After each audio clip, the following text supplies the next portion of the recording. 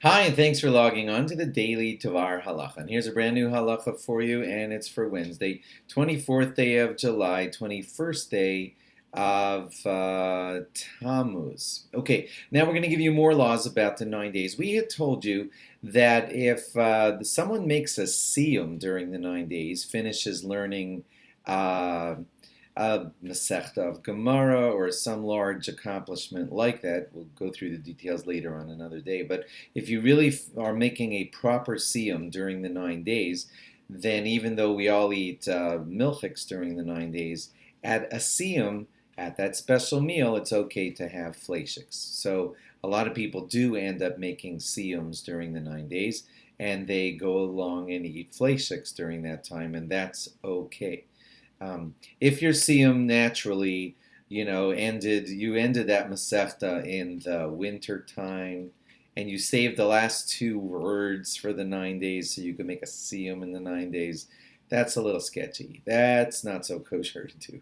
If your siyum kind of naturally evolves and ends up happening in the 9 days or near the 9 days, then it is appropriate.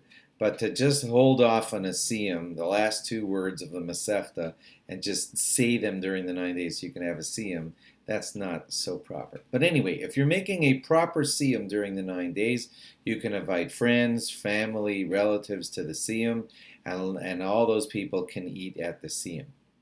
Okay.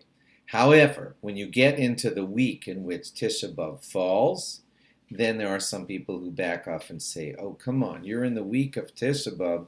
We ramp up our sadness then, and maybe you should curtail having a siyum with meat and everything because you're in the week of Tisha B'Av.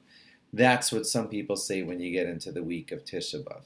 Note, this year, the week of Tisha B'Av becomes a very interesting situation because Tisha B'Av actually lands on Shabbos, and we will be pushing off the fast until Sunday.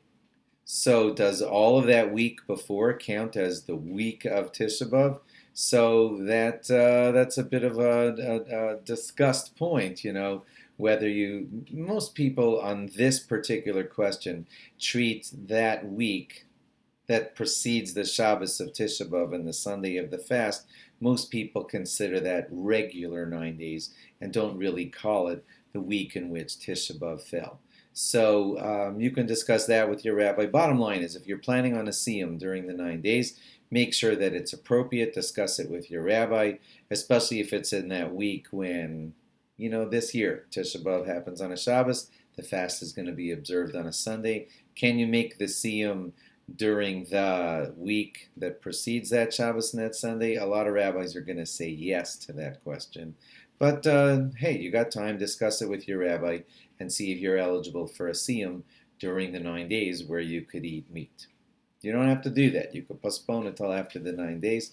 But if you want to make it during the 9 days and you want to eat meat and you want to invite everybody, discuss that with your rabbi. Sometimes these siyums happen at camps, sleepaway camps, and there's 400 people in the dining room, and all 400 people want to eat at that siyum, and you got 400 people eating fleishiks during the 9 days because one guy finished a masechta. People like Rav Moshe Feinstein Zatzal did allow that, and they said, well, that's regular. These are the people in the dining room. All 400 of them eat with that guy, and that guy's making a siyum. So you see that there's room to go either way on these kinds of questions. If you have a siyum coming up and you look like you're going to be making it during the 9 days, discuss it with your rabbi now, and you're probably going to be allowed to plan that siyum during the 9 days and serve meats to your friends, neighbors, and relatives. Hope that all made sense. Thanks for logging on. Log on again tomorrow for more. Bye-bye.